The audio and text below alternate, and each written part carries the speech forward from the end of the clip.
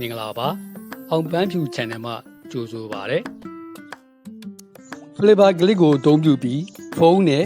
ပုံလေးတစ်ပုံရေးဆွဲတင်ဆက်လိုက်ပါတယ်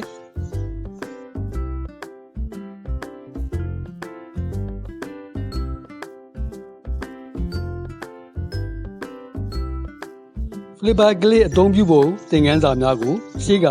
ဗီဒီယိုတွေမှာဖော်ပြပြီးဖြစ်ပါတယ်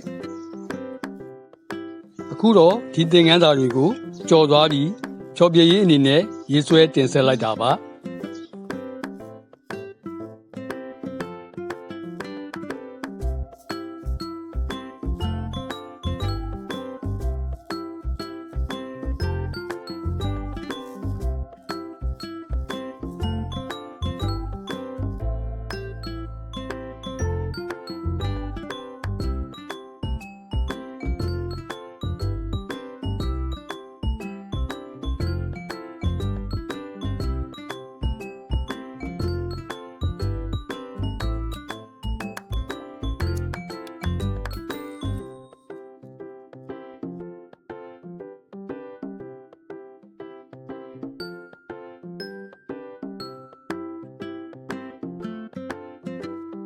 ပုံလေးပုံမိုးတောက်ပသွားအောင်အရောင်နှဲငယ်ထည့်ပါတယ်